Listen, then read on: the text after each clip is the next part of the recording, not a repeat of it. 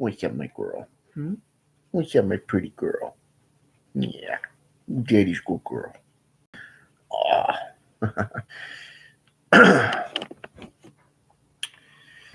Good evening, ladies and gentlemen. It is your favorite warlock here, practicing necromancer.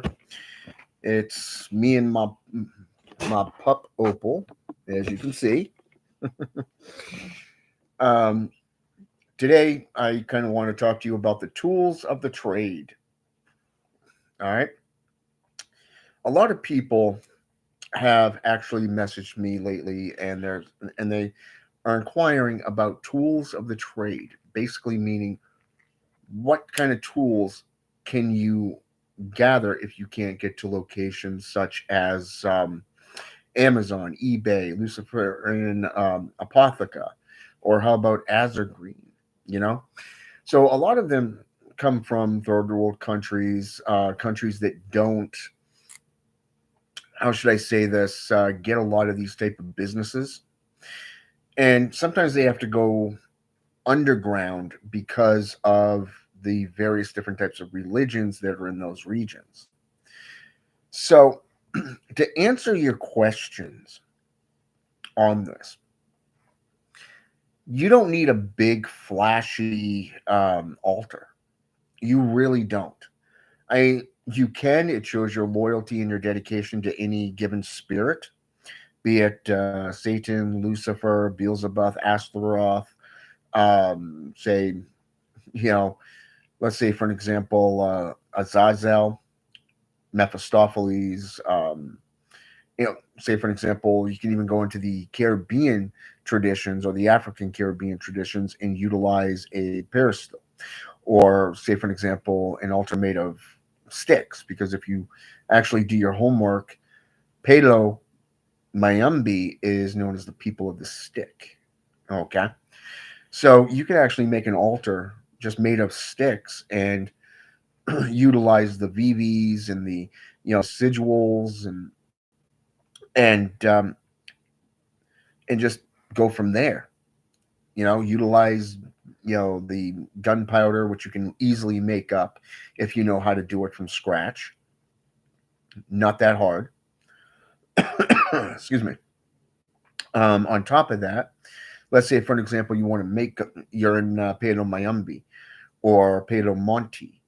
Even if you're into Santeria and you like utilizing the gunpowder for spiritual work, okay, you dump it out and then you light it and it burns, and it really works great with incense and charcoal, if you will, sea salt, or some kind of powders that you create.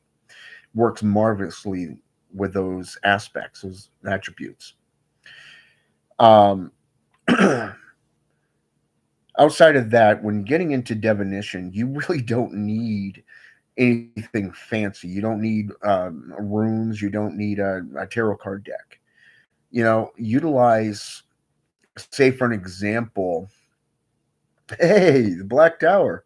Yeah, you did. You finally got me right in the middle of the beginning of a video. Woohoo! Good job, brother. Okay, I was being a wise ass there. So, anyways, as I was saying, in the old days, they utilized a pitcher of water. They called it basins. Okay. So you can utilize a basin filled with water. Now, if you're into animal sacrificing or human sacrifices, which is basically what the old religions did, okay, utilizing hemomancy practices, blood sorcery, you know, blood magic, which is quite potent, I might add. You could easily add 13 drops of your own blood to a basin of water and create a divination bowl. Okay. You could even cut up twigs or bones of various different types and utilize them as bone runes. Okay. You got the masculine, the feminine, and what we refer to as the infant type bones. Okay. And all you have to really do is understand the basic fundamental principles behind bone casting. Okay.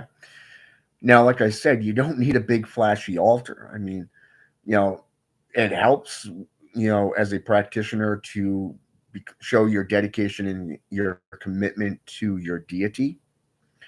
No, like I said, no matter what demonic entity, it could be the Orisha, the Exu, it could be the Loa, it could be, the 72, any number of the 72 goetic demons of the Lesser Key of Solomon. It could be the Jinn, you know, the old pagan gods, even. Okay. I mean, you consider Medusa was a priestess in Athena's temple. Okay. Right up until she was attacked by a bunch of pirates. Now, everybody knows that there is a couple of stories that go along with that. One says that Poseidon did it, another one said that pirates did it, and they assaulted her. And she cried to her goddess Athena, and Athena turned around and cursed her, turned her into this hideous being, half serpent, half woman with snake hair, and flat out told, made her look so hideous and a monster, a gorgon, basically, that she can't even look at somebody without turning them into stone, living stone, nonetheless. So, on one hand, it may look like a curse, but on the other hand, it's a blessing because she's no longer weak. She's no longer powerless. So it's basically Athena's way of saying, "Hey, you were weak. They took advantage of you, and guess what? Now I'm going to make you into something more, a demigod, or in this case, demigoddess." So when you think about ritualistic shrines, it could be decorated with gold, silver, bones, um, skulls, from animal bones to human bones, remains. I mean, look at the cult of Artemis or the cult of Anubis, for an example. I've spoken on those before. You know, every single religious practice has their own belief structure, but it comes down to the actual tools that you're using. And many people believe that you need an overabundance of tools, when realistically speaking, you only need a few. A basin, a that can be used for a definitionary tool. Think of it as a early spiritual conjuration type tool. An athame. In the old days, it was a shark's tooth and a twig with vines that held it together. 16th century, it was known as the shark's tooth, athame. It had another couple of names for it, but it's there. And then all you really need is candles. And in the old days, a couple of candles were made from honey and other things. So to make the wax and everything. So I mean, in the long run, that's basically all you need. Then it's just a matter of doing the triangle of evocation or a circle of empowerment. You know, knowing the deity that you're working with. Are you going to be using it on the floor in a corner? Are you going to be putting it on a chair, a desk, a table? Are you actually going to set up and decorate an entire room to this spirit? That's the only choices you got to make at that point. Okay.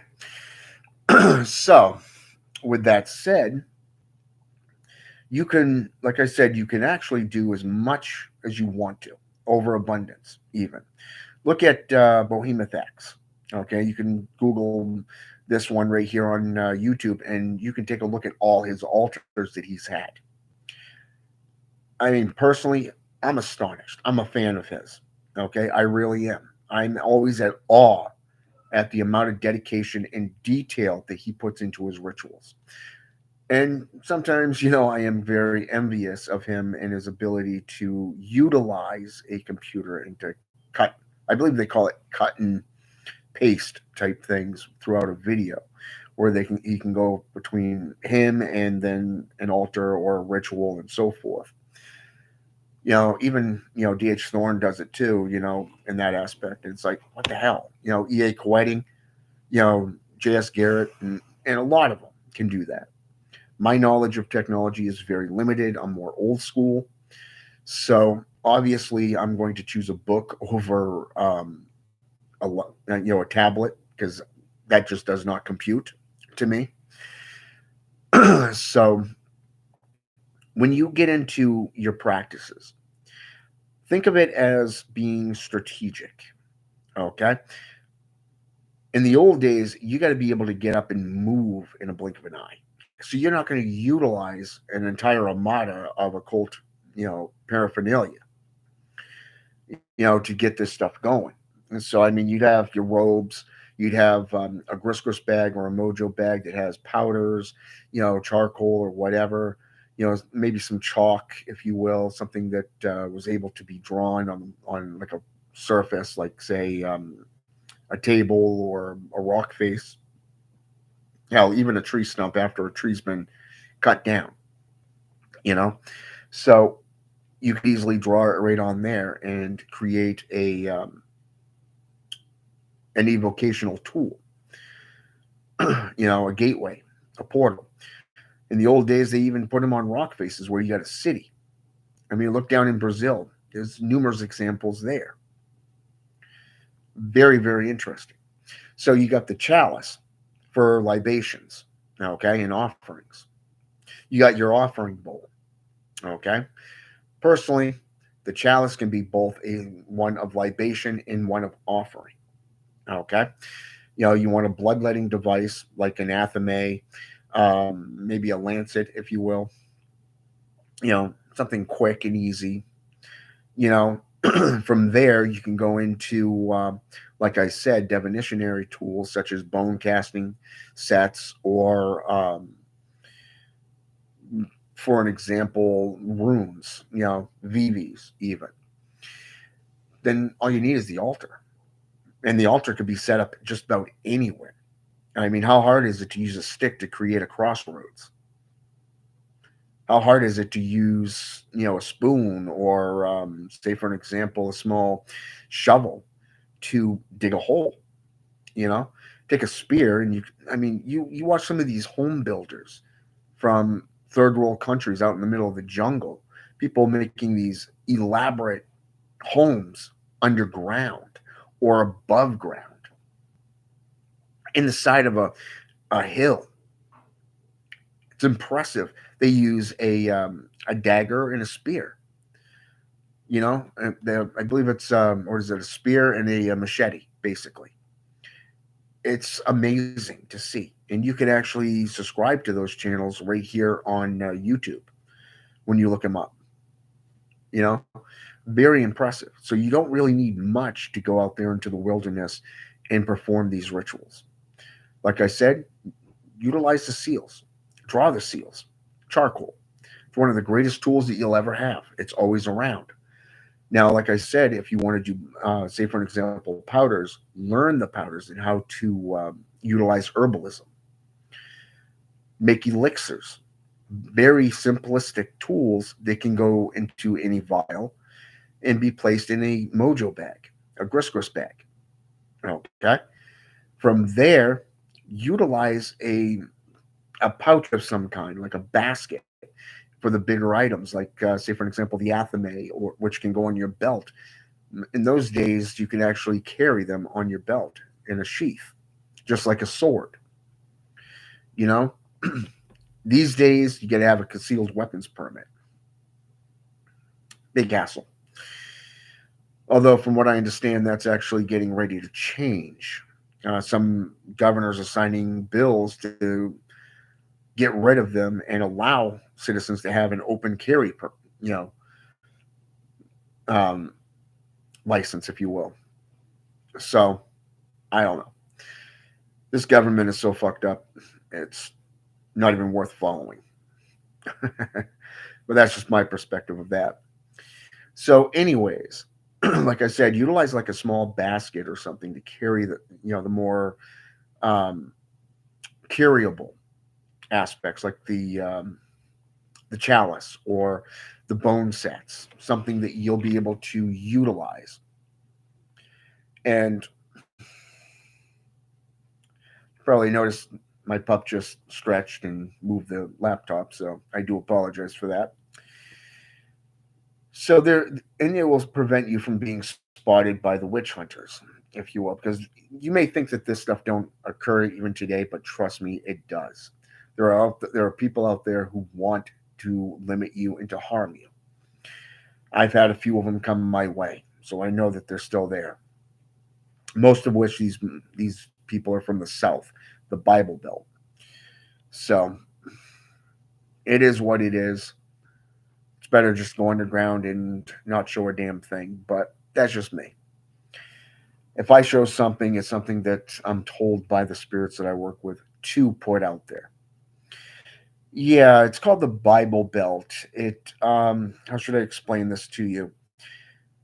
When you go back into the Civil War or just before the Civil War of here in America, you had two different nations that were originally one nation, and they broke into two, and then after the Civil War, they became one nation again.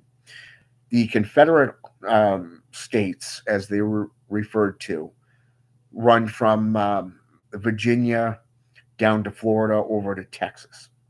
Okay, that is known as the Bible Belt because they were heavily Christianized at the time. So that's where the Bible Belt comes from is because of that. And trust me, these people even today will, if they find out you're a Satanist or a voodoo zont or a bruo, a druid, or even, say, for an example, a shaman or a necromancer, they're going to limit everything about you. They will. It's literally discriminatory, but it goes against the constitutional rights and the laws. But what are you going to do, right? It's you against the government. It's you against the system. But the point here is by understanding the tools of the trade, you can utilize these tools to inflict maximum amount of prosperous benefits, if you will, to your practices, to your life. And in some cases, you can even limit the enemy. But you have to know your tools. You have to understand your practices. This means you have to have a firm foundation under you. It's not something where you can just read a book and go, oh, I'm a Lord of Darkness. Oh, fuck that. You want to be that way? There's the fucking door. Go back to church. The point is that you have to have that firm foundation and you have to have the knowledge so that you can just create it. Okay?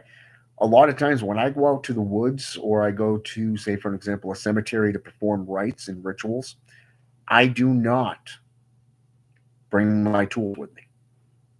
Okay? The reason for that is if I do bring tools, it's very limited. Most likely a candle or two. Okay? Just enough for a little bit of illumination. So I'll be able to either read from a book or read from, you know, um, a paper, a parchment that I've written on, you know. So that way I can actually just see what I'm reading and do the ritual like on a rock or like I said, draw a crossroads and do the ritual there. Okay, if you find a dead tree stump, guess what? Utilize it, especially if you're a necromancer. There's a lot of different things that you can do, and a lot of the time, you can find branches, you can find the mushrooms and other herbs right out there. If you do the work well and you know the area well, all you really need is a piece of charcoal. Today, you can bring you know um, a thing of chalk with you, draw on the tree, draw on a rock. It's not that hard, right? So use your dagger to dig a hole, you know, in the ground to bury your pact or whatever rituals you're doing. If you've got a box, bury the fucking thing. It doesn't take much, maybe about 15 minutes worth of digging, 30 minutes max, depending on your age and your health wise. You know, for me, it would only take probably about 10 minutes, five max, at the earliest. Doesn't take me long, and that's just with anathema. And I can sharpen and clean it off when I get home. But for the most part, I can bring some of this stuff with me. All I need is a bag. A lot of it, I can use a twig, dig with a twig if you get into a soft area around a tree. Not that hard. You got leaves that you can start a small little fire with. You got a circle in some areas that have benches if you're out on the trails, like a park trail, like a wooded trails.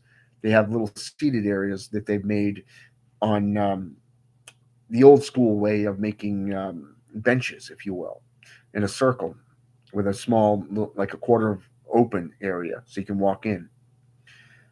It's already right there. Why not utilize something that's already naturally there? Okay. You got clearings that's right there.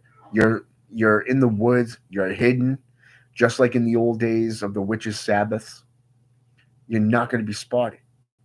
If you're in a cemetery and you're able to get into a mausoleum, set up an altar right there and utilize it. You know, keep a padlock there so that you'll be able to be the only one using it, especially if it's an old abandoned one. A lot of times when the cemetery keepers, go through there, they're not going to go into the older section. They always remain in the new section of the cemetery. The most you'd have to deal with is late night walkers. I'm talking people like drug dealers, homeless people, or maybe keep a lookout for law enforcement. But I mean, outside of that, you're by yourself, so you really don't need much protection out there. Okay. Another natural place to do rituals is down by a riverbank. Again, bring your supplies with you, but you don't need a overabundance. You just need a place to set up and do your work and leave. It's not that hard. And I've noticed some people here. See, I'm a necromancer, Wix, but I have knowledge and multi. I'm basically a multi faith archbishop with a doctorate of divinity in religious theurgy and practices.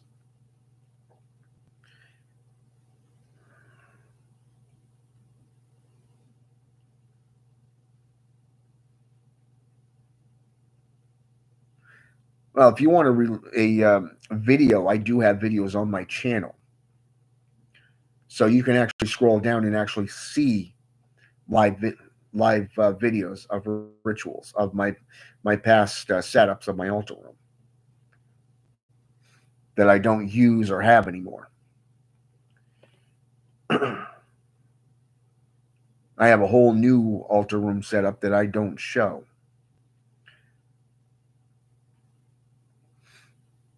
Yeah, so you actually understand what I'm saying down that way.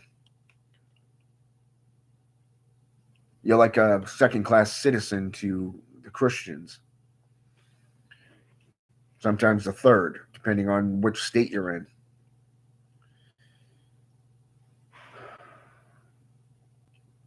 Miss Chokes on Dick. Did I pronounce that right? I apologize if I mispronounced it.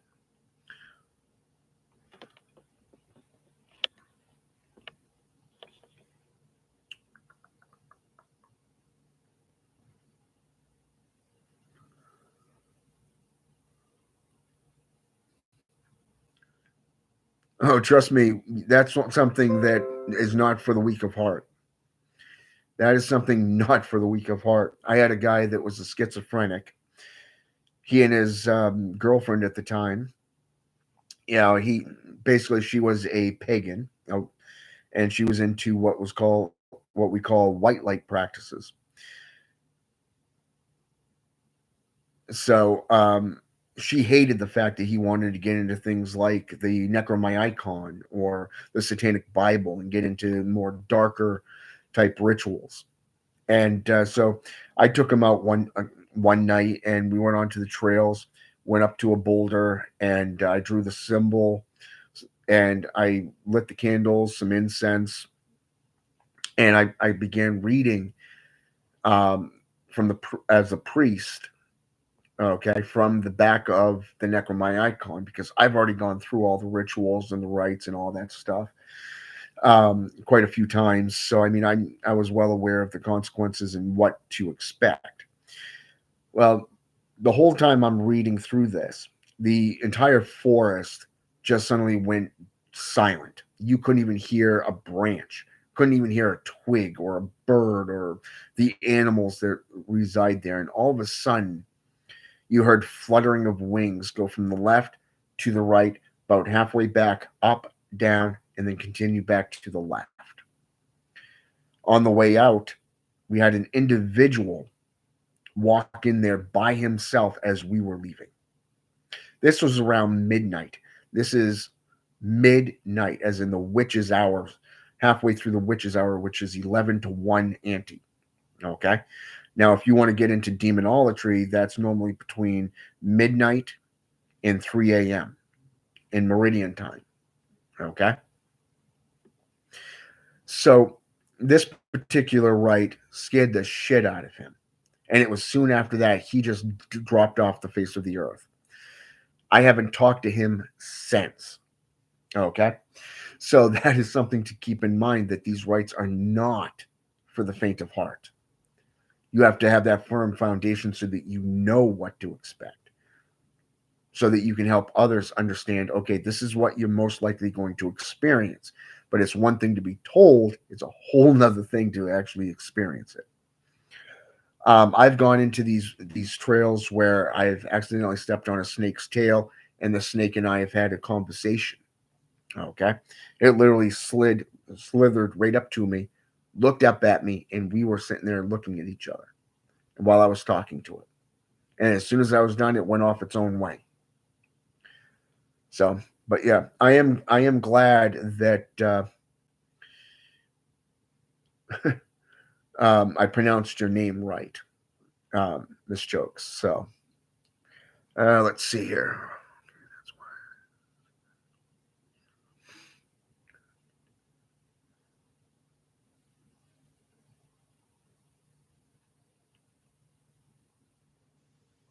Yeah, exactly. It's always good to do a little bit of experimentation, especially if you're new to any given field. It kind of gives you that little bit of understanding, but it also gives you a chance to experiment. Okay. So let's say for an example, you're getting into demonology. Okay. You're becoming a demonolator, like S. Conley, for an example. Um, let's say, for an example, you want to get involved with,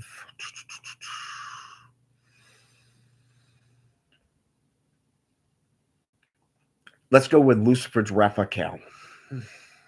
He's the Infernal Pact Maker and Scribe. Okay. So he would be the one that you'd want to align yourself with and make a deal with. It's an Infernal Pact, if you will. He's an Infernal Pact Maker. So if you want to make a pact with, say, Lucifer or Satan, okay, you'd have to go through him. He's like a subordinate, a loyal foot soldier, much like Paimon. Okay. So if you're going to do a little bit of alchemy here, you're going to draw the circle of empowerment. You're going to do a triangle of evocation. You're going to set up the tools that you're going to be utilizing. You're going to have the parchment paper, the virgin parchment paper. You're going to have an ink that's already been made up prior, consecrating the ground in the proper manner, banishments, the whole, the cleansings, the whole king caboodle before you even begin to get into that circle. You're going to place the Griskus bag full of the herbs in the triangle of evocation. and you're gonna start chanting. Okay, just to put yourself into that mind state. So you'd want to meditate for a few minutes. I'd say about 10-20 minutes max. Work on your breathing, your posture, kind of experiment with mantras, like say, let's go with any type of phrase, like say, in nomine dinostri sacine luciferi excelsi, or in domus deorum et ausium, then name the spirit. Okay, and kind of chant that over and over again, concentrating on your breathing, utilizing, say, a rosary of some kind. I recommend jade. Necromancer's jade to you. You can even use any number of them. Type mala beads even.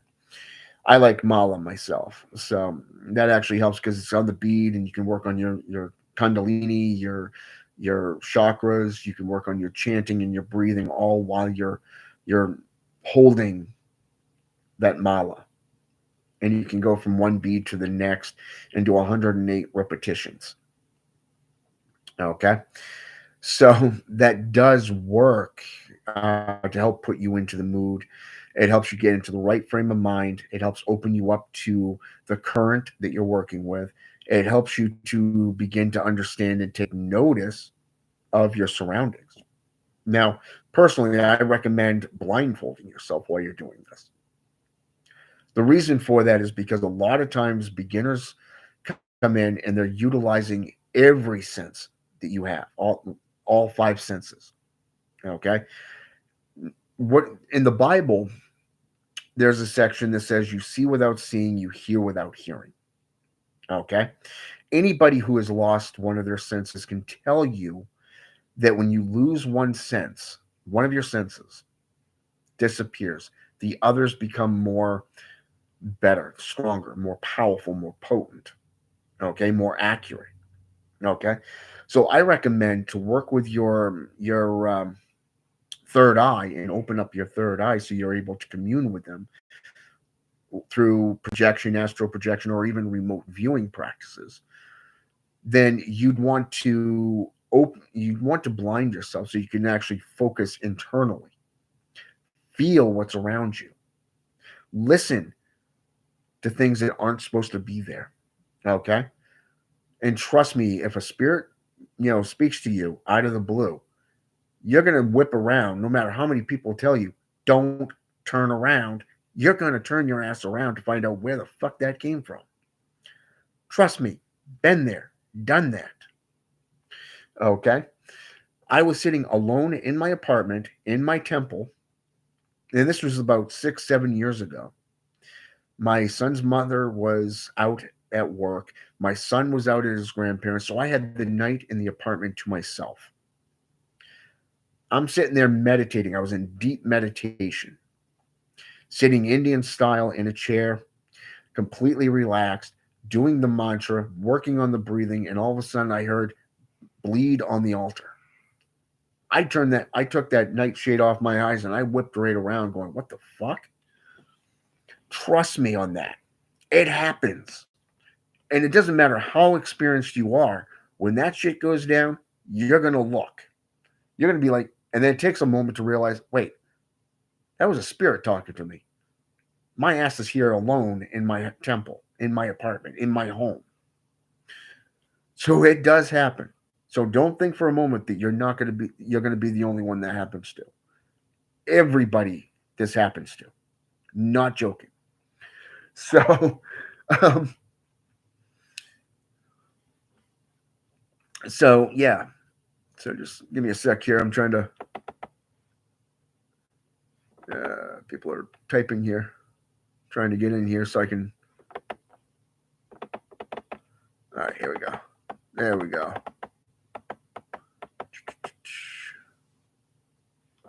Trying to scroll up here. All right. So yeah, experiment and find out what works for you, because not everything's going to work for you. That works for somebody else. You got to find your own way, your own methods. because each time they don't come at you the same way they would come at me or say the Black Tower, so you got to literally find your own way there. Put the time and the effort into your rituals and rites. Exactly. Give it a few days and you'll see the results and gain confidence. Exactly, Black Tower. And that is actually true too.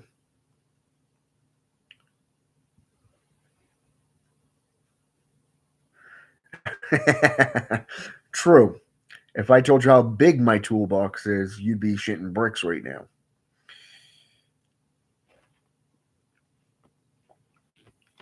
The way I tell people is for every ritual that you have, I have over 2 dozen ways to come back at you and combat you, to repel you.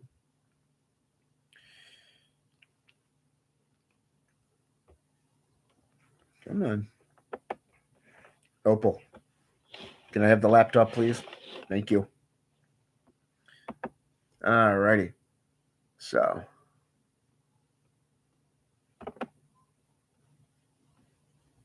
there we go. That's what I'm looking to do. So, let's see. All right.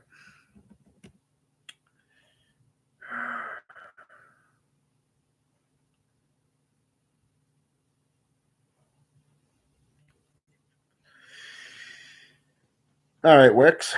Um, any advice or thoughts on goetic demons? First of all, I would take it one step at a time. You've got, think of your journey as a marathon. It's about learning as much as you can, as fast as you can. Okay. It is not a rat race between you and somebody else. That's one of the biggest mistakes that a lot of practitioners today get wrong. They think it's a competition between other practitioners. That is not the case. You are not in a hurry to get from point A to point B to point C. So if you're going to start working with goetic demons, I would recommend looking at what your path is, what your aims are, what your practices are, and go from there. If you are working, say for an example, with necromantic spirits, I would recommend Seer, Murmur, or Bifron. These spirits can help teach you different levels of necromantic rites and rituals, different practices even. And then when you get comfortable enough within it, I would work with one of the more authoritative spirits, like, say, one of the Nine Kings. I would personally recommend Belial to you because he's the giver of titles. Okay, he can give you positions of power. When you get to that point where you've done a blood pact, you've done the demonic pact, and you want to evolve, and you've decided I'm going to align myself with the underworld, I'm going to align myself with just purely demons, then you can do what is known as an infernal pact. And then you'd have to get in touch with Lucifer Raphael and say, hey, this is the path I've chosen. I'm willing to work with you. I'm willing to do what is necessary, but this is what I'm working towards. This is my goal, my aims, and I'm willing to do stuff for all the upper echelon, if you will, of the goetic spirits. Okay, or even say for an example, hell in general, from Satan down. Now, what I would say is I would choose a small handful of spirits to work with. The reason for that is because you don't want to, how should I say this? You don't want to overextend yourself. It would be like doing 8 people's jobs at once. Okay. If you're doing 8 people's jobs at once, you're probably going to skip something on your own or somebody else's. And then it's going to be a cascade effect. Okay. So you really don't want to overextend yourself. You want to stick to just a select few. so that you're able to master your arts and yourself. Okay, that would be my advice when working with the Goetic demons.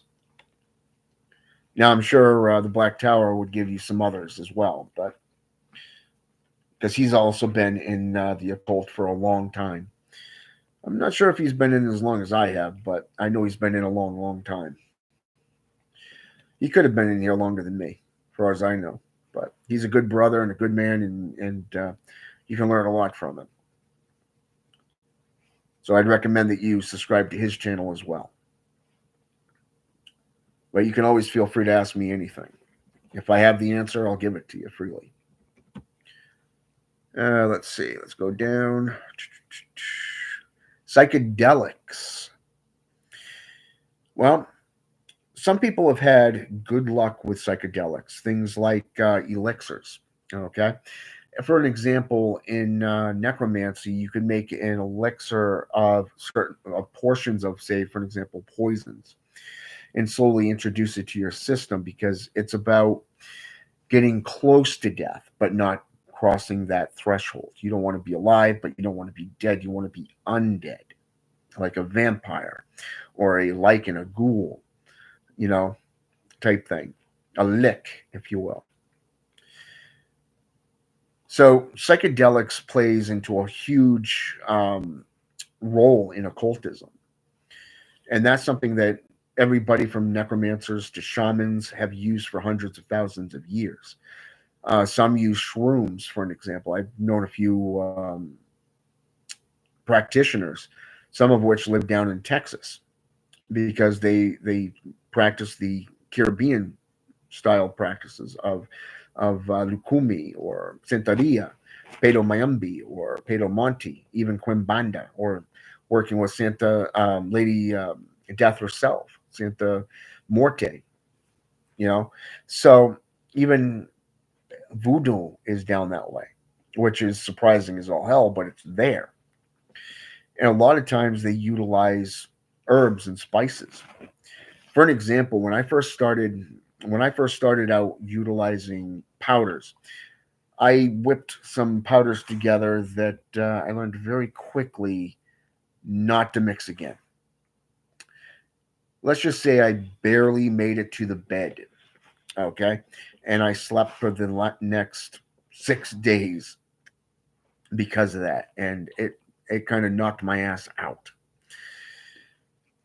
I guess you could say, like at J.S. Garrett, I became a mad scientist, an alchemist in that way. But you learn from your mistakes because you keep records, you keep notes, so you know, okay, I've tried this. This has this type of effect. This one is kind of mellow but good. This one will help put you into a meditative state. Like, say, for an example, a natural tranquilizer would be catnip tea. Okay, very good for helping you get into a meditative state, much like chamomile or, say, for an example, any psychedelic that works in that same manner. You know, they will help you relax. Papo leaves, for an example, is from the Caribbean. Very, very impressive when placed underneath the tongue. It not doesn't just lower your stress level; it also helps you relax. If you're utilizing things for, say, healing, look at mint. It's an immune booster. It helps rid you of headaches, and it helps prevent you from getting sick. Depending on the location, like, say, if you smear the paste across your forehead, it's just mint in a paste form. It reduces the symptoms of headaches. If you place it on your wrist, it prevents you from getting sick. And if you ingest mint, guess what? It is an immune booster. Okay. So knowing your herbs, knowing your plants and shrubs and all that stuff and what they can do will help you, especially from a psychedelic perspective. Shrooms is one of the biggest things that I've come across because I've met quite a few people, like I said, that's utilized them. Personally, I look at shrooms as being a false visionary, if you will. It's like drinking alcohol while doing rituals. If you're drunk, you're most likely going to see things that aren't there. If you're on drugs, like say pot, marijuana, shrooms, mushrooms, whatever, it's going to be a false state of awareness.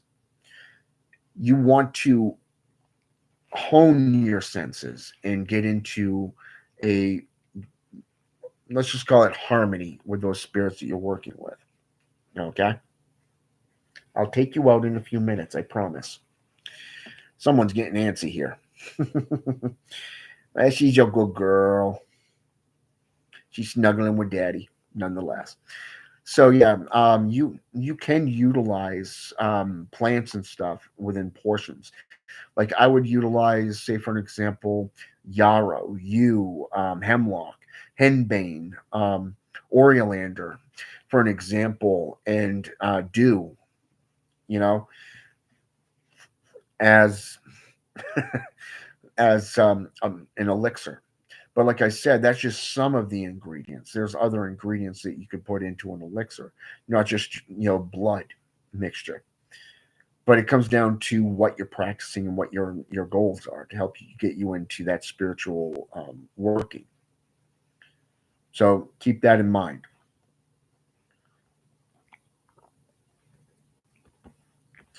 Let's see here. Go. Yeah, a lot of people utilize tarot cards. They refer to them as a demonic reading. There's a few individuals that I would recommend for that one. You can find them right on TikTok or right here on YouTube.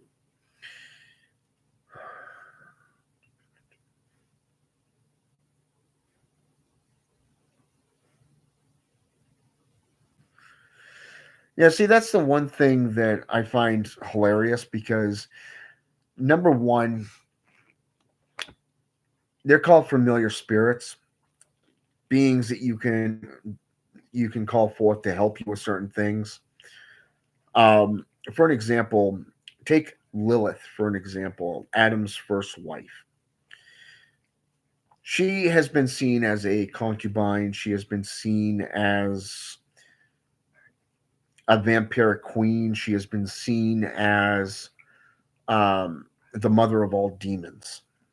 Okay, this is Mesopotamian, Babylonian, Sumerian type traditions. Okay, she's even been suggested that she's the part of the Lilith of succubi and succubus. Okay, she's associated with both Satan and Samael. Okay, now what's interesting is most people don't go by this, but a lot of times they don't do their homework. But if you want to utilize one of these, there's nothing wrong with it. Personally, I would go with Asmodeus because he's the demon of desire, demon of wrath. You know, when I first called on him, I ended up with my son, number one, number two, his mother. Yeah, it didn't work out between his mother and I, but we're still associating because of him, because of our son.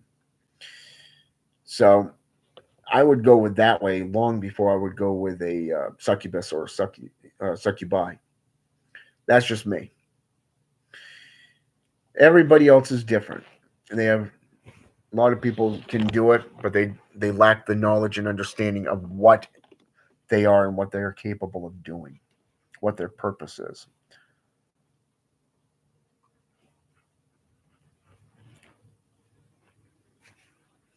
Yeah, that's one thing that you don't want to do is let your ego and pride get in the way. Getting cocky means they will sit there and go, "I'm not going to deal with you until you get yourself in line," or they'll just put you in your place and drop kick you and knock you down a few pegs to humble you. Seen that happen a lot of times.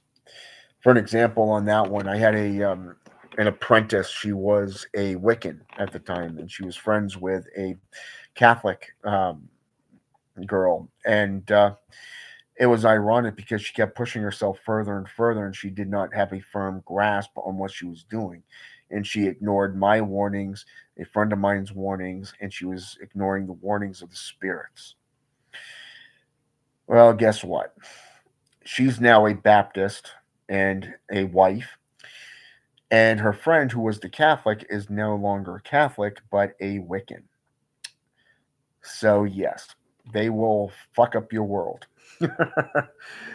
And I love watching that happen too. I do. I will freely admit that.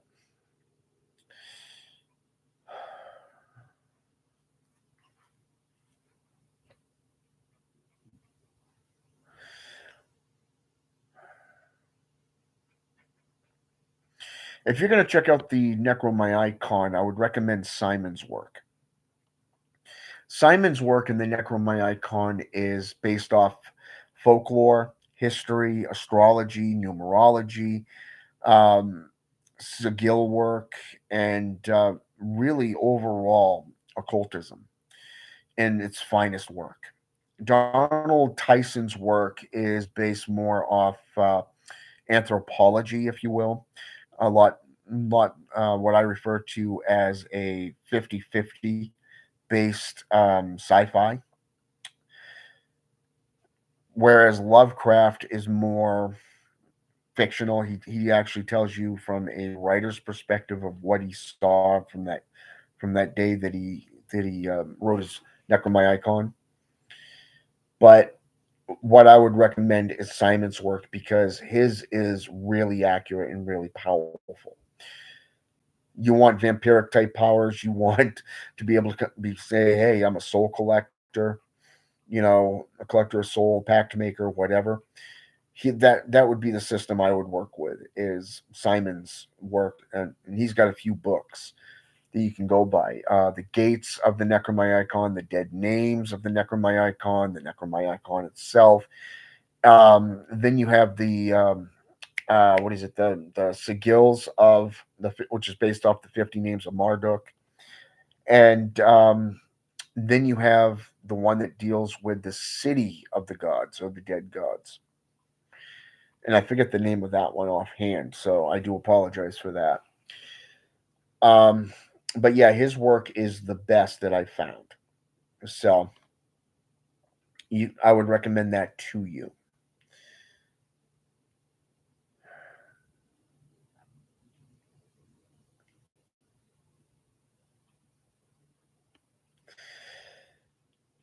The thing about working with spirits of any kind is it's a give and take.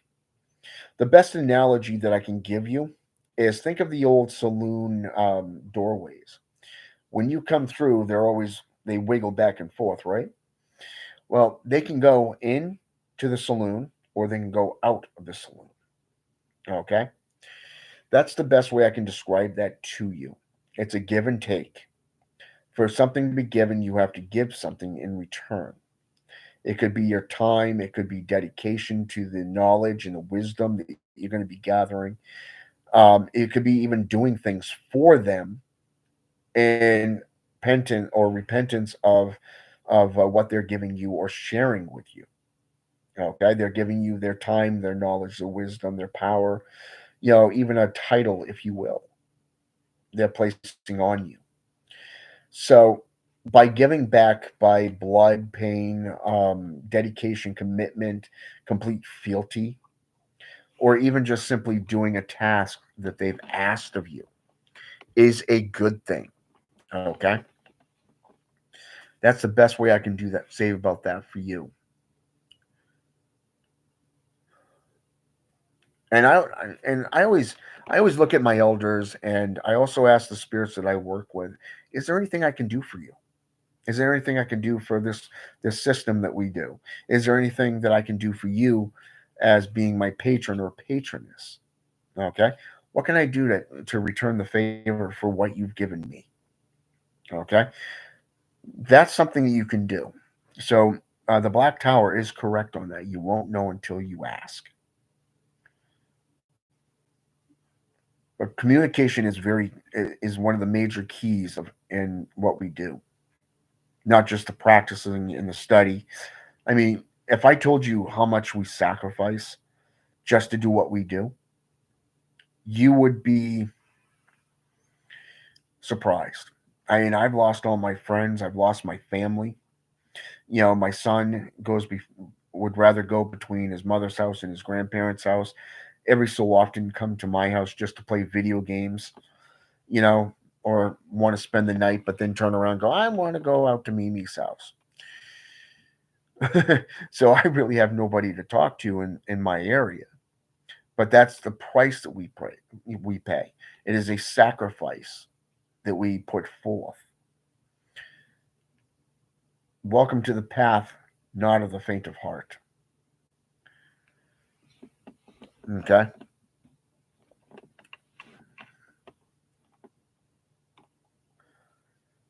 That's correct too. They don't hold anything against us. Most they want is to make sure that we utilize their knowledge and their wisdom responsibly. Okay? Look at for an example, about a couple of years ago there was a kid, young kid about 19, 20. He'd only been practicing a couple of years. He went by a different couple of different names, but the main name was Eli. The name that he normally went by was Eli Mercury. You can look him up on right here on YouTube. I was with him for a short time on Facebook, but when he started getting crazy, he started losing reality. He thought he was killing Yahweh, that he was controlling all these gods and conquering them, and what happened is he lost his freedom. He ended up with a sex offender charge. He went to jail. He lost everything. Even his former girlfriend came forth and said, "Hey, this is what's going on. This is what my experience with him. This is what he was about." And it's like, yep, that's why I'm not friends with the kid. He would not listen. He would not learn. He would not heed any kind of wisdom or knowledge. He wasn't growing. No wonder the spirits drop kicked him to the fucking curb. So it happens. I mean, you're going to find individuals that don't want to learn. They would rather remain stagnant. Those are the ones that the spirits are like, you don't want to learn and grow. I'm not going to teach you. Until you want to learn and grow and mature, evolve, then I will teach you.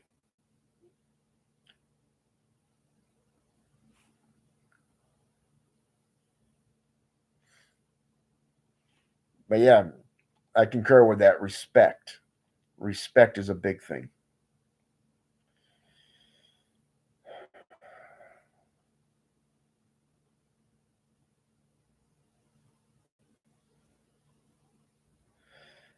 Yeah, you're welcome. I mean, there's actually a Christian that actually did it too. I believe his name was Dr. Tom Knotts, if I remember correctly. He did one on the Warlock hierarchy, and he spoke from a Christian perspective, and he actually worked with a practitioner. Broke down three different types. I actually tried to correct him on a couple of things, but he didn't want to hear it. But he's a Christian, whereas I'm not. Of course, he's going to listen to his own perspective, which was his right, by the way. But I got nothing against him. He still came out with a lot of good material underneath that one.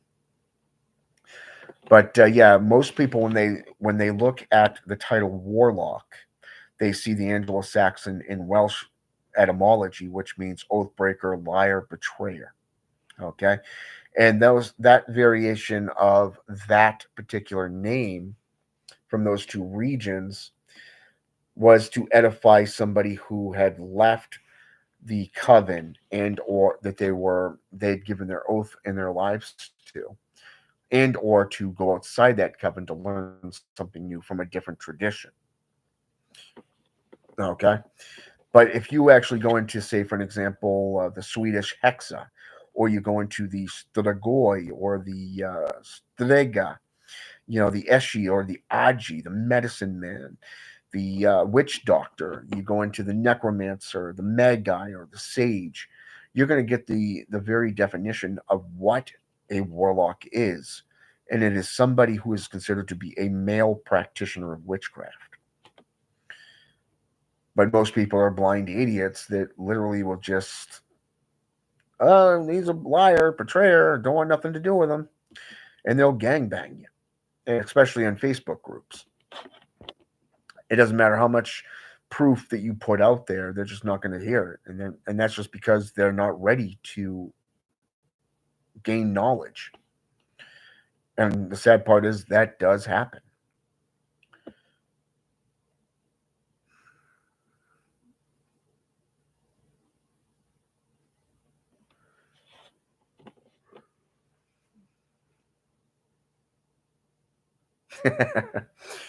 Yeah, that's because when you get into the paranormal, a lot of that is fake. It is basically them psyching themselves out.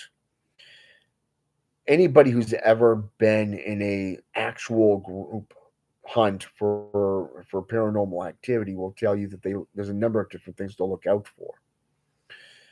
Number one, things moving on their own.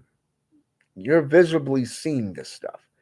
You see the temperature of a location change that will turn cold or red hot.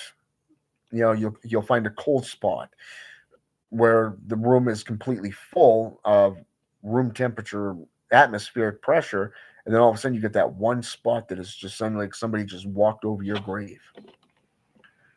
Okay, it's there. Number two, things go missing and then return. Number three, they will speak to you in their own way. And if they don't want you there, trust me, they will become hostile. So, I mean, somebody who's working heavily with demonolatry is most likely not going to be welcome in those groups, even though they claim to have mediums and all this stuff there and practitioners of the arts. I mean, look at, oh, it's been a while since I've been on his channel. The guy's based out of Florida. And I want to say it's like Zephyr Hills, Florida, or someplace around that area. And I want to say it's Mad Seed TV or something like that. The guy's got a lot of tattoos, and he does a lot of people send him stuff like Dibbit boxes and voodoo dolls, and lately he's been going off with friends to like Miriam Laveau's little ritual place and stuff like that. So, and he's been visiting all these like the demon house or some kind of reportedly demonically possessed locations. He's a very good source of information, and I recommend him. I just can't remember the name of the actual channel. I want to say it's like I said. I want to say it's Mad Seed TV or Mad Seed something. Actually, you know what? I can actually look that up. I got my cell phone right here. Give me just a minute. What is it there? It's been like I said. It's been a while since I've been on his channel. I think it's been like almost a year now. Wow. Yeah. No, it's Mind Seed. Mind Seed. Uh, yeah, Mind Seed TV. That's the one. Mind Seed TV. Yep. Yeah, I haven't seen. I got to catch up on his stuff. It's been a while since I've been on it. I love his channel. It's like watching Behemoth X. Good brother of mine. Love the guy's work. Definitely envious of his altar setups though. So, Godfrey 524, welcome. And they do lie a lot, about 90% of the time, exactly. Because a lot of them are there just for the popularity. They, like I said, they will psych themselves out, and in some cases, they'll even have it preset. So you'll know the difference between the real ghost hunters and the fakes. Because most people just want to be a part of things. They want to be a part of the movement, the social norms. It's better than being alone. Whereas I could care less about being alone. Don't look at me like that. Opal's giving me that eye like, how dare you? Hello, I'm here with you, Dad. uh, Animals. Gotta love them. Yeah, I got 4 cats in the next room too. So they're trapped in there while the pup's here. They don't get along, so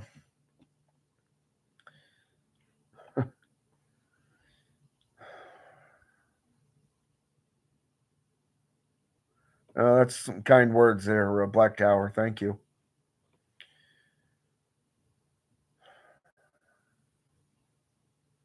I speak to what I know and not what I don't know.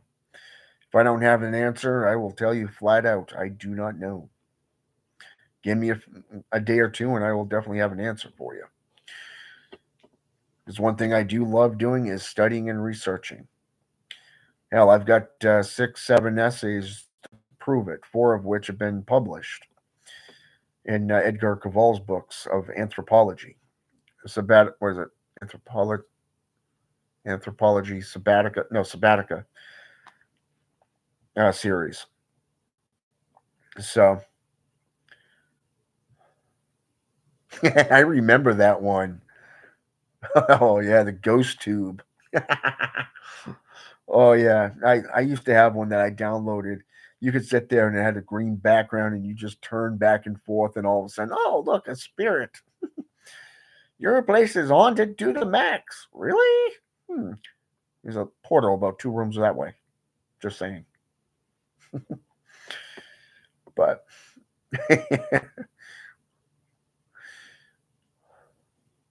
yeah, and that's actually a saying in the Bible as well. Narrow is the path, but narrow is the gate, but many is the paths. I believe that was what was it? Matthew's 7, 13, and 14, I think, if I remember correctly. Man, it's been so long since I've been in that book. Holy crap. Yeah, it's called radionics, Wix.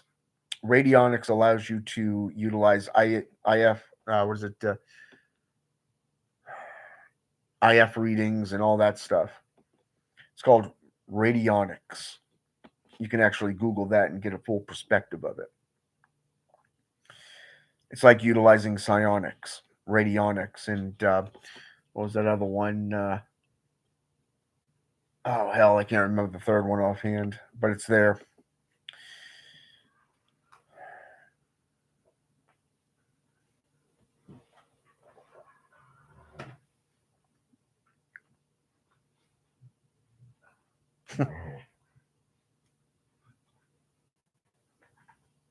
It's a bone. It's not going to attack you.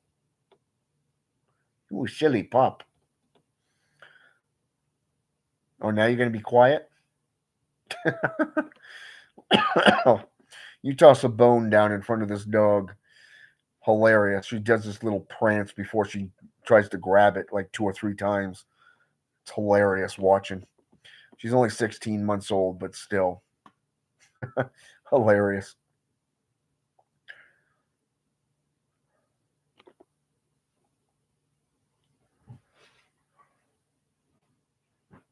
Now there goes that prance. That tail's just a going too.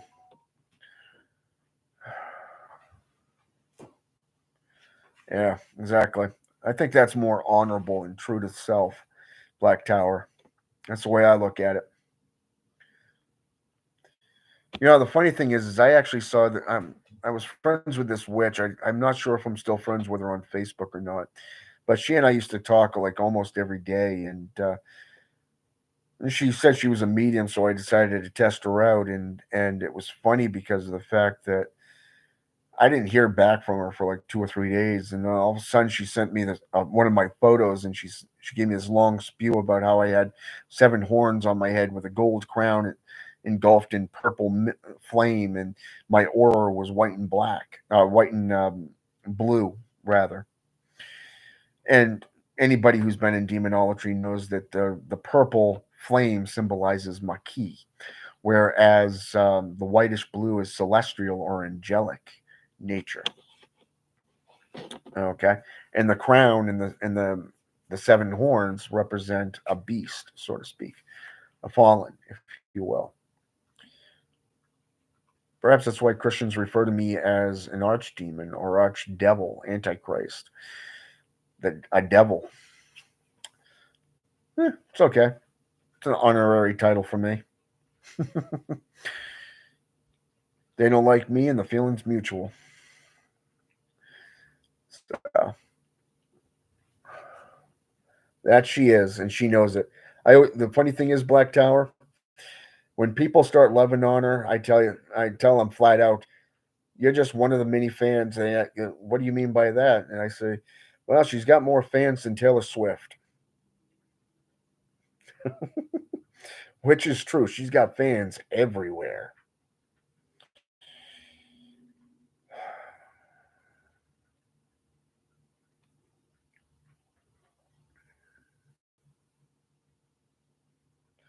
Oh yeah, she is spoiled, and she knows it. She knows it bad. She's one of those pups that she knows she's got you wrapped around that little paw. She knows it hands down.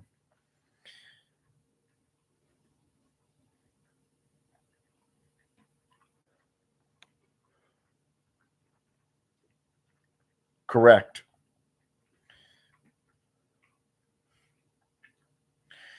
She's actually my first dog. She's actually my first dog, and a lot of people have said she's very docile for a husky, and it's like,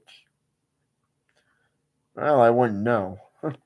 She's my first one, and so I mean, I grew up with cats mostly, which is familiars or cats, dogs, snakes, stuff like that, and I used to, I used to have nightmares about, this type of dog, and here I am, you know, 45 years old, and I've got a Siberian Husky, all white little girl. And it's like, hmm, perhaps that was a forewarning that you will have one of these. The Bugarest, if you will, the Hellhound, the Black Dog, the Witch's Familiar.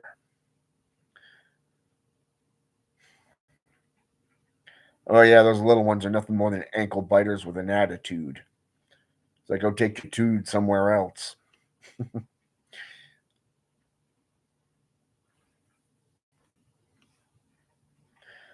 Yeah, can you picture a burglar breaking in and you got a little chihuahua vibrating across the floor as it's growling?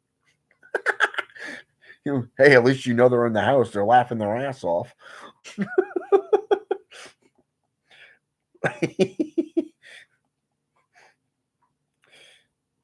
It'd be like something out of Home Alone.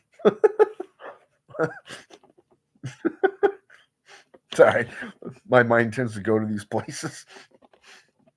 But yeah, now that I'm thinking about that, that is kind of funny.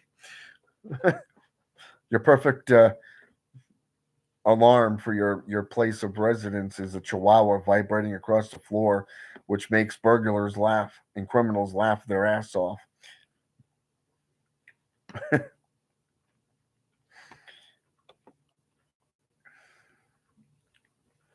Yeah, exactly. That's why when my son's mother comes to pick her up, she's pressed up against me, and it's like, "You little shit." It's like, yeah, she's a daddy's girl. No, she's a mama's girl.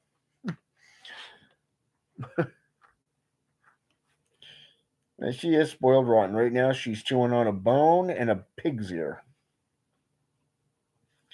And she's got a big old smile on her face. But yeah, so the witch's tools are there for you to go by. And I mean, even look up the witch's familiars, and you're going to see snakes, cats, and dogs, sometimes bats, even that are associated with witchcraft, depending on where you're at. I mean, even lizards and serpents are the big ones. So, I mean, yeah, the fur's going to fly on that one when you're done training. Just saying, brother. Paws of fury. The fur will go flying. I can just picture the sign for that one going, "Flying furball. Beware of furball." Paws of Fury.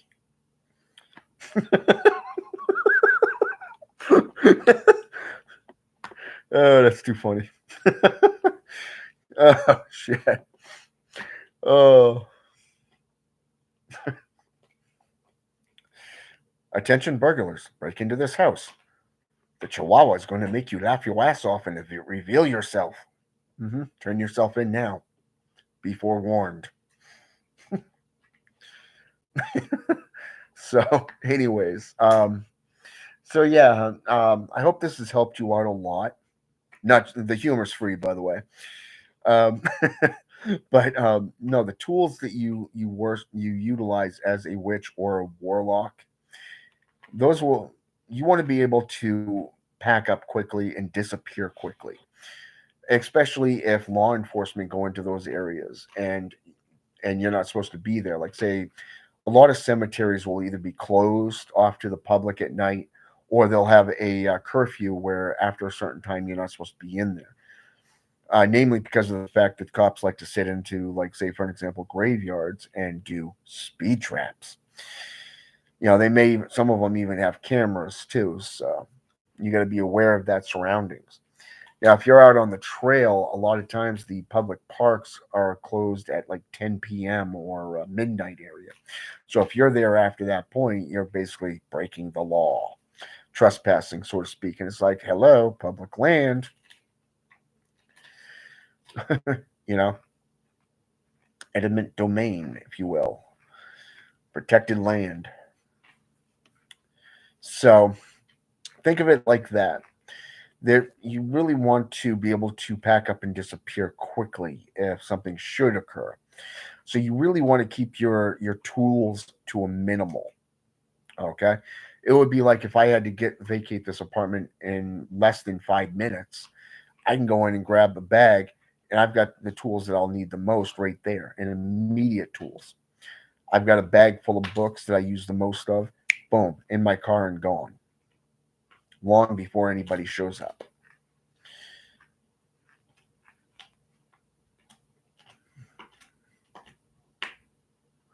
Exactly. Your mind is the greatest tool. That's the number one tool that you've got. Everything else is secondary.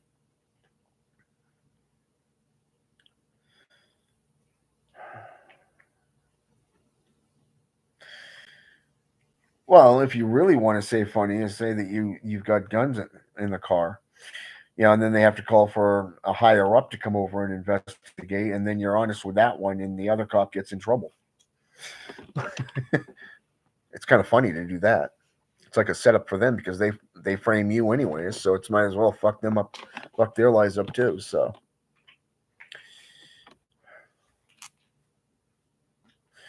I try to be honest with them as much as possible, but I've learned that there's some things that you don't want to reveal.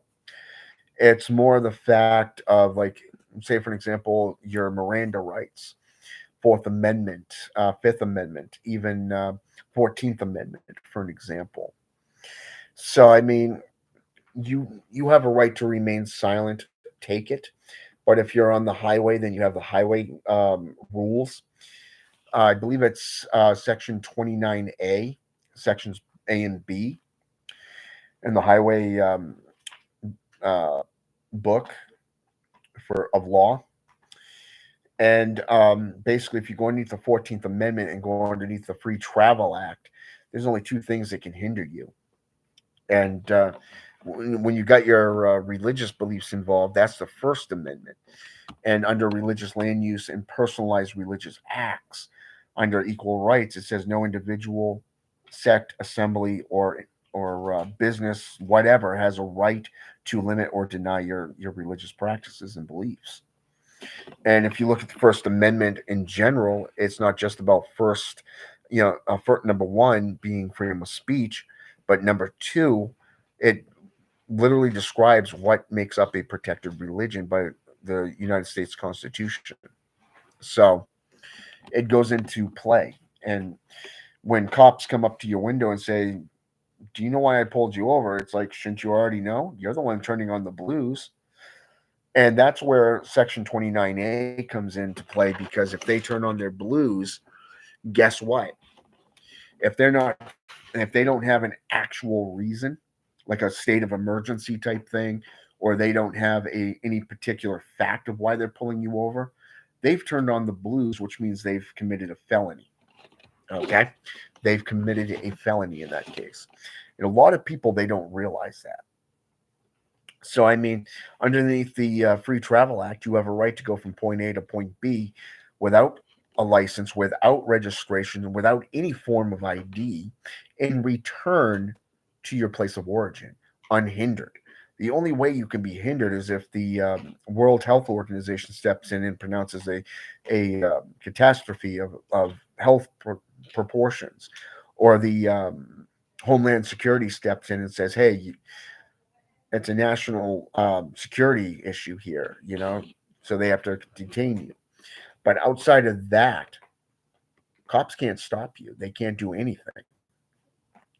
So, and underneath the Fourth Amendment, they have to tell you why you're there. So when you have a Miranda right that says you do not have to speak to them outside of saying, "Can I have my license and registration, please? Can I go now?" You don't have to say a fucking word to them. You don't have to say one goddamn thing to them. And that's your United States constitutional right. Okay?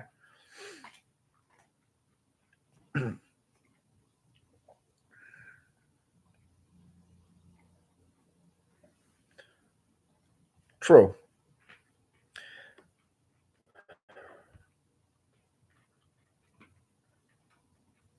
See, that's why I like working with certain spirits that have power over darkness, because they can blanket you and make you invisible to the naked eye. So if they don't have a even if they have technology, they're not going to pick you up. That's why I like going out at night, because I can do what I got to do, and undeterred, if you will, unhindered.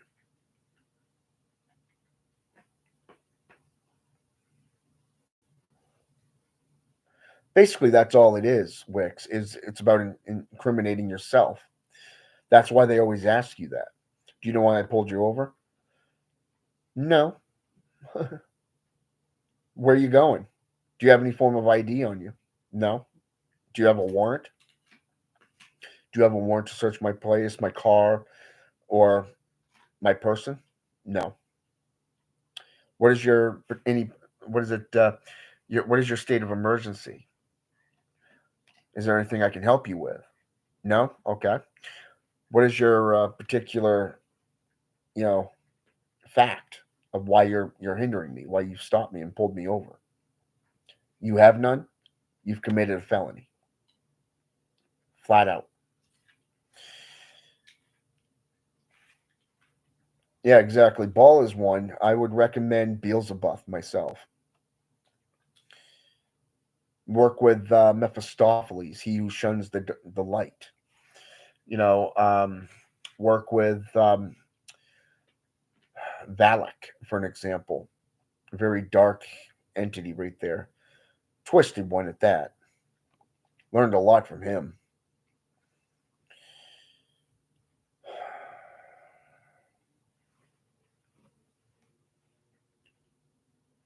And that is your right. You don't have to sign anything, because at that point you're held reliable. You're held liable for anything you've signed. So you don't have to sign anything. You don't have to get out of your vehicle. You don't even have to sit there and say, "Hey, guess what? There's nothing you can do if you don't have proof. If you don't have actual facts of particular facts of why you're pulling me over. If you don't have anything like that, you don't have a warrant, guess what? I don't have to do anything. I'll be on my way, because you're hindering my 14th Amendment right there by getting me to try to incriminate myself. Guess what? My right, my fifth freedom right, which is my Miranda right. Okay. Number three, First Amendment, freedom of speech. You want me to shut up? Guess what? You want me to turn off my camera? Guess what? You're in violation of the First Amendment right. Okay? So That's what they do. They try to incriminate you and get you to incriminate yourself. Now, I'm not saying there's not good cops out there, because there are. You just have to learn to discern which is which. And being in the spirit, that helps a lot.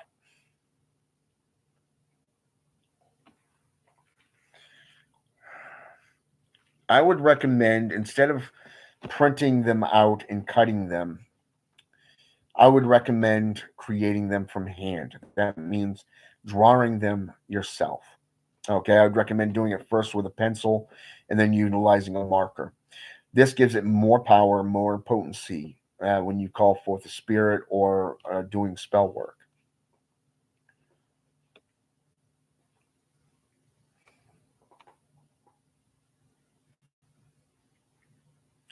Exactly, Black Tower. Exactly.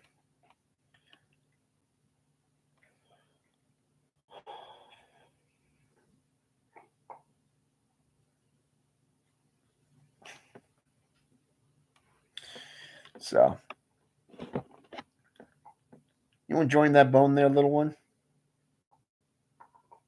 That's your third bone right there. You're working quite hard on that.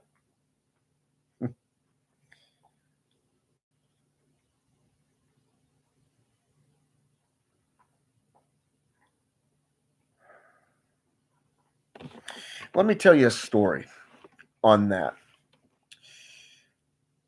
My first girlfriend and I met at a hotel.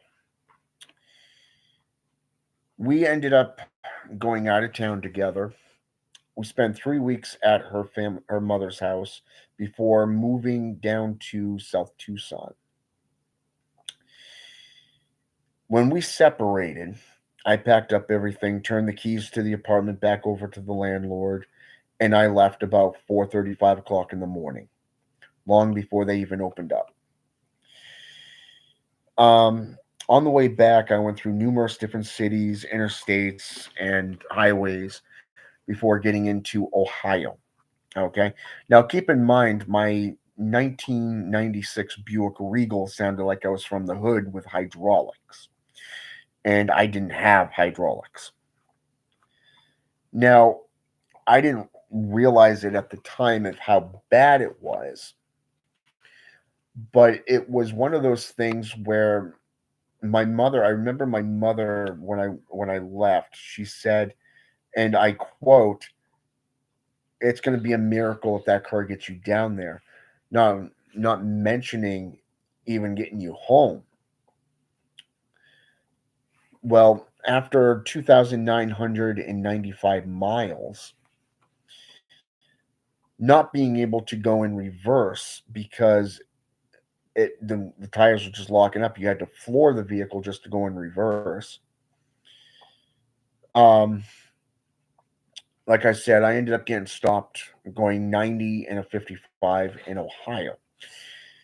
Now, the funny thing was is the officer came to the right window instead of the driver's side. So he went to the passenger side instead of the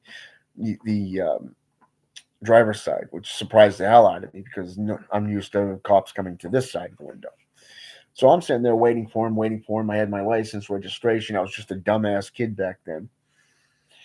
And all of a sudden, a knock on the window over here. I'm like, what the fuck?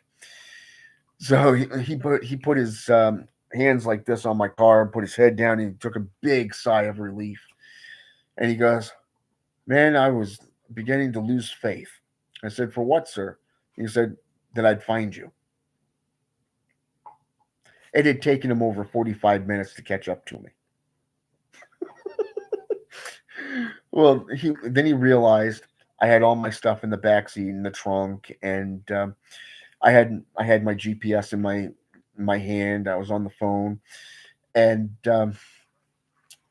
he asked me where I was coming from and where I was going, and I answered it. And he said, "I'm going to let you off with a warning.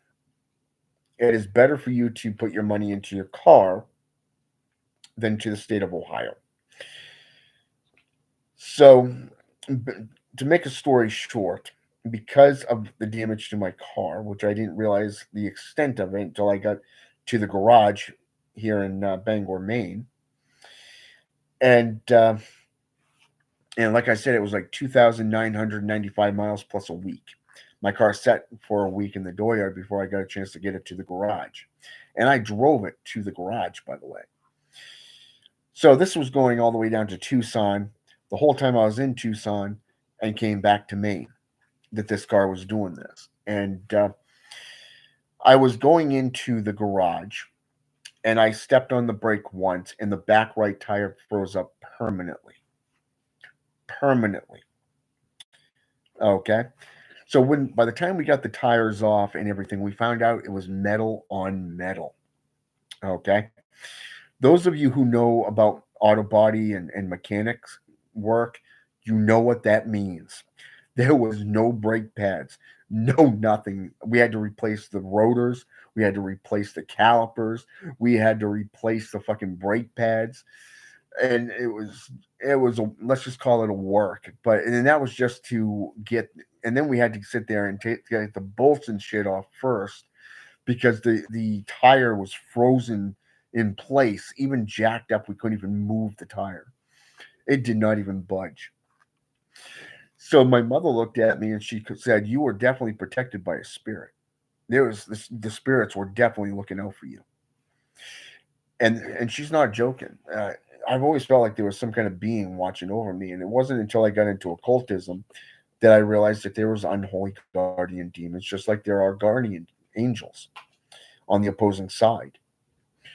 In my case, I had unholy guardians, mentors, teachers, spirits that were looking out for me and watching me and helping me get from point A to point B.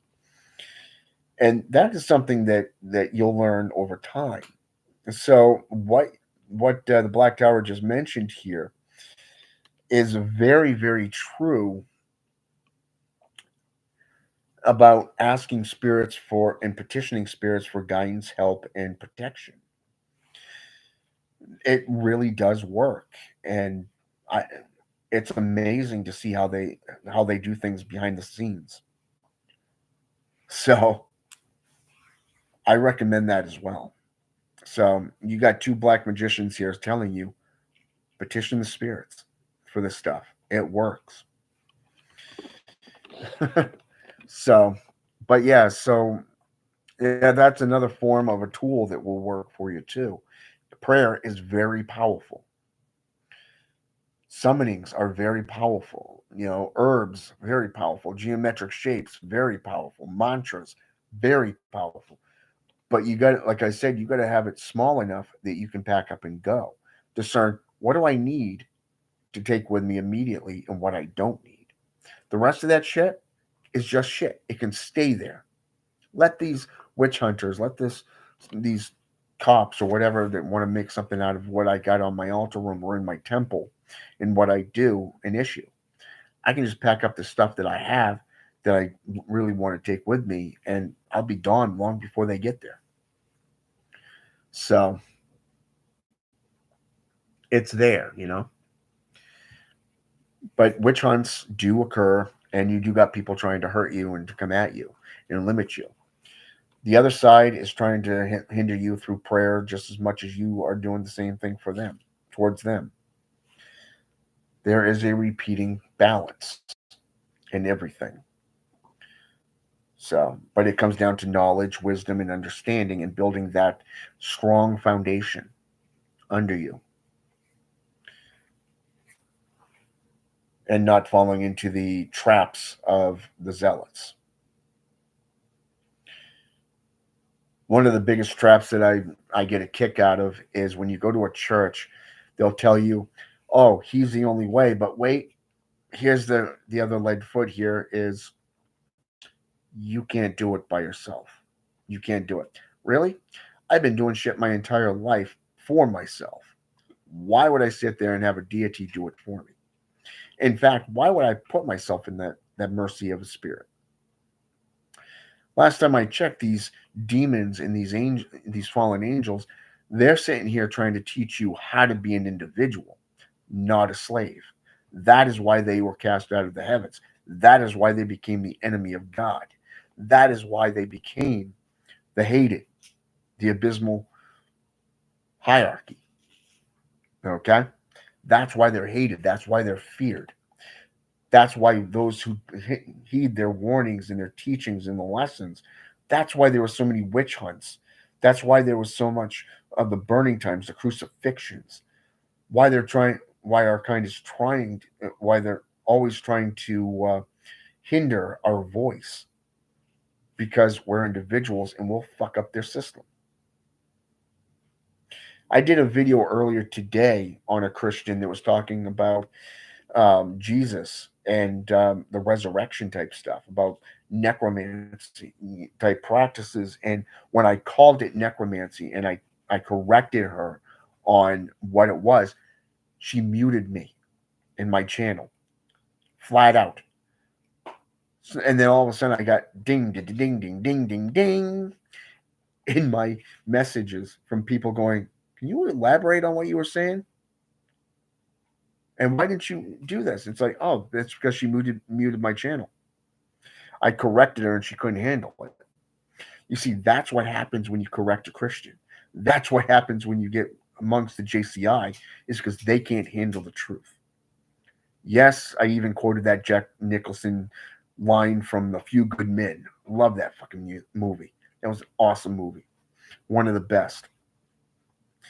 Outside of him playing the Joker, of course, and The Shining. Here's Johnny, you know. But here's the thing. They can't handle the truth. They've been trained and brainwashed into believing a specific lie. And because they've submitted to that brainwashing, it doesn't matter how much proof you put in front of them, they're not going to listen. But those who are ready to heed the truth, they've lost resonance with that system and they're going elsewhere. That is what they're afraid of. Flat out, they're fear-ridden. They're fear mongers, flat out. So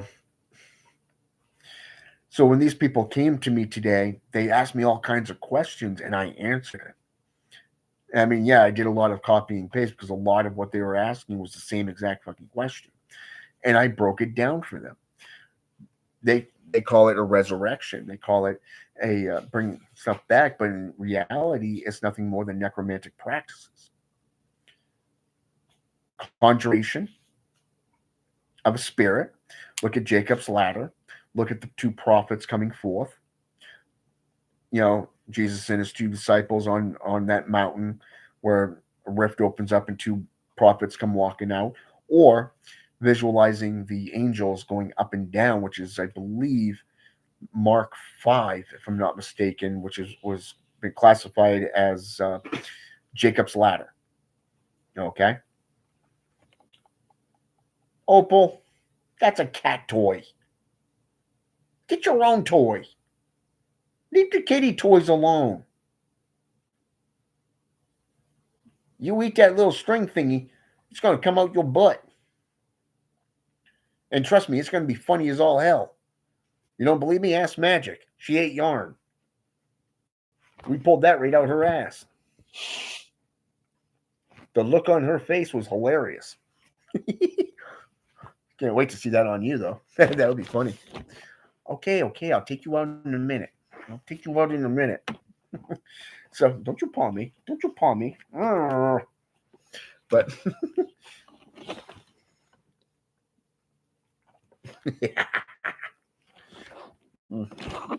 so you can see her. And so yeah. Anyways.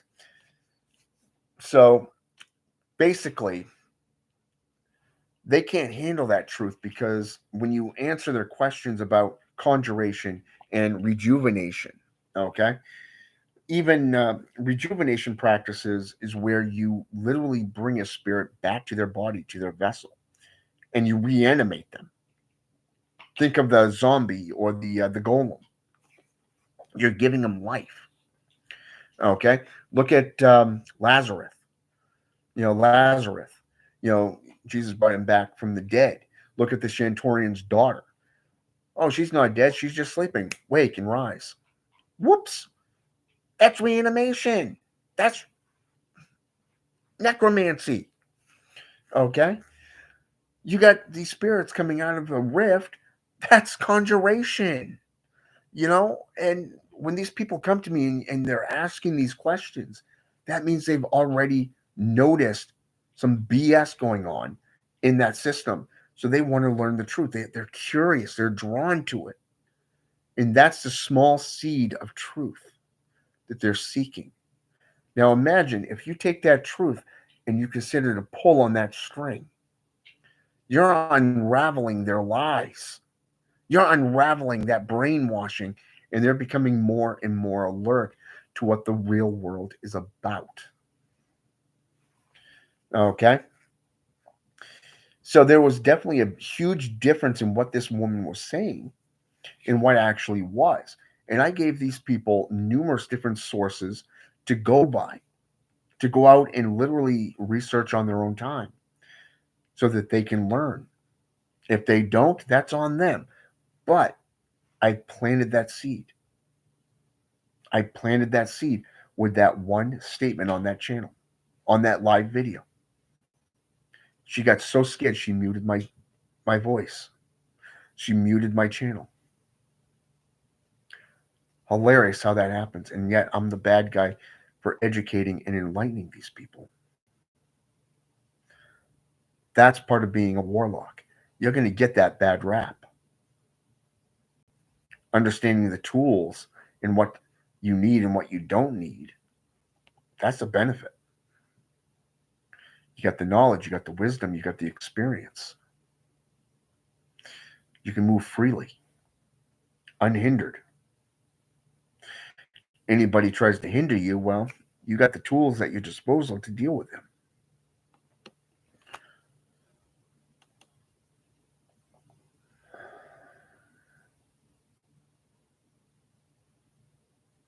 That's true. There's not enough knowledgeable people.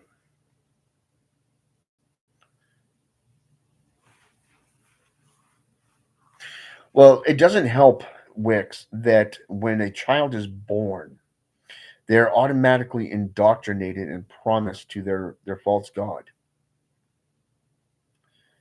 You can sit there and go thousands of years before Christianity was a concept in their mother's womb and show them proof from older religions such as Semitic, Hinduism, Buddhism. Say, for example, the Shem priesthood out of ancient Giza, the first, second, and third dynasty, to the Shem priesthood, to the Knights of Templar, such as those Knights of Templar known as the Forsaken, who practiced necromancy and dark magics and were highly trained as assassins or soldiers, holy monks, if you will, and they were highly trained in combat as well. So you can show things like this throughout history, and they're gonna just block it off. They're gonna just walk it off and go, "You're fucking lying. You're Antichrist. Be gone, Satan." Type thing. That's what they do. But if you're gonna sit there and want to truly learn and grow, then you're gonna incline that ear and go, okay, I see. Okay, I want to knock on that door. I know you're going to answer. Um, you're going to ask a question, so I'm gonna incline my ear to listen for that answer and kind of learn and grow in that aspect. So I mean, when you get into the witch's creed, to know, to dare, to keep secret, to go forth, and to will yourself to do what is necessary, that's the creed. That's the pyramid. That's what we're about. We're about self evolution. We're about bettering ourselves today, tomorrow, the next day, yesterday, the day before that, and so forth. It's about becoming better. It's about becoming more. And that's the thing that Christians in the JCI, organized religions, they don't understand this stuff. They think it's all about power, it's about being dominant, it's about greed. It's all about moolah. It's not about spirituality anymore. It's not about knowledge or wisdom. They preach the same three things every single couple of months.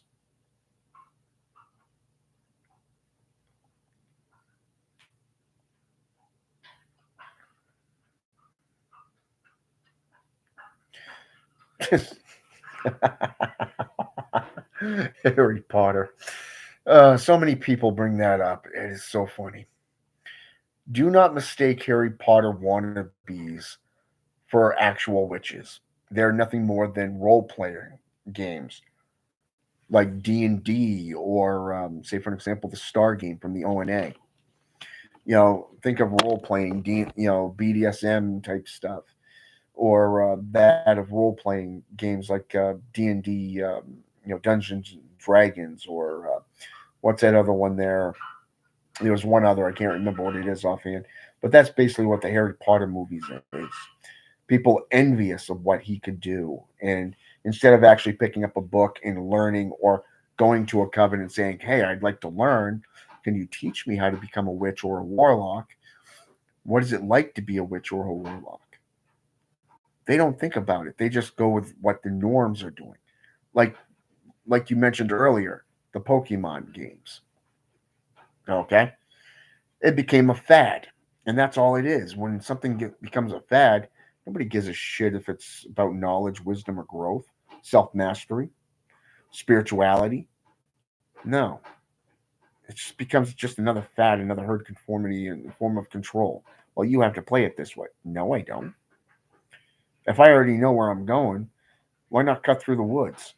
Beat your ass there by 15, 20 minutes. Why would I take 15 streets when I could just cut through the woods and be there in like 2 minutes? Well, that's cheating. No, it's not. It's about being smart. Even on the job, they're going to tell you work harder, work smarter, not harder. This stuff is lost on today's generation.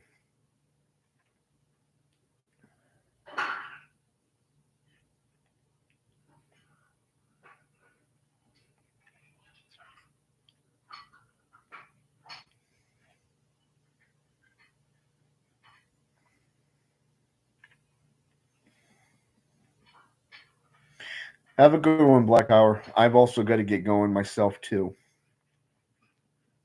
So I got to take Opal out for another walk, and then I got to get ready for work. I got to be up at 2 a.m. to be to work by 3, and that's in about 6 hours. And in about 2 hours, my son's mother's going to be picking her up. So in actuality, I'm going to be up in about 3 hours, two max, depending on how fast I can get to sleep. So I want to thank Wix for jumping on here with me. I want to thank Jeffrey for jumping on here with me, the Black Tower. Feel free to hit that subscribe button and the notification button so you can be notified the next time I'm on. I've always lived my life by two facts, and I recommend that you do the same. Whatever you preach, always back it up with numerous sources, and always make yourself available to the public, because you are responsible for the things that you do and say. All right. With that said, keep learning, keep growing, and carry on. All right. I'm out.